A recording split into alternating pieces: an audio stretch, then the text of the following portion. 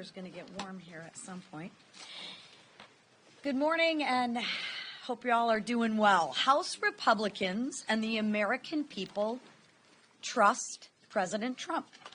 His policies, which put Americans first, will deliver the strongest economy in the world. For far too long, American workers have been taken advantage of. And President Trump has made it clear, we will no longer put American workers at an unfair advantage. Imagine starting a football game 2 touchdowns behind.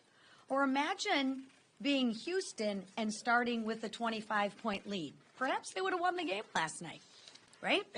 For the past 50 years, that position the United States has actually been in. That is the position that the United States of America has been in for the past 20 plus years. Think about it. Across 132 countries and more than 600,000 products, U.S.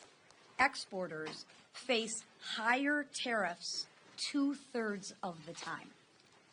That is the definition of unfair and completely unacceptable. Remember, the goal is to level the playing field, and the president is already bringing our trade partners to the table. Look at Vietnam and Japan. Already, businesses have started adjusting and restructuring. They are investing in America. The president has secured $5 trillion of investments in the United States in his first 2 months, including my home state of Michigan, where Apple announced their intentions to launch a state-of-the-art manufacturing academy. This is proof that president's negotiations work. And high-paying, skilled manufacturing jobs will follow these investments to America. Just look at the job numbers from last week. Payrolls increased by 228,000. Payroll increased by 228,000 jobs in March.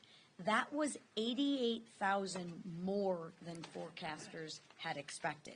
And according to the private sector employment report, in March, 21,000 new jobs were added in manufacturing. Something unimaginable a year ago. Look, the reality is Biden left behind a broken economy, and the status quo won't fix it. No one should fault President Trump for trying unconventional ways to get us out of this mess, because that's what it's going to take. House Republicans know that President Trump's long-term strategy will pay off. Now, changing gears and moving on to this week in our work to advance President Trump's agenda, Americans expect us to do our job.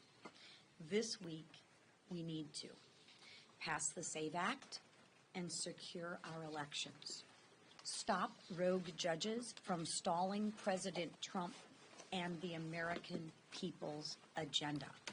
Reverse Biden's disastrous policies and advance our one big beautiful bill, which will help get our economy back on track again and give our markets some certainty.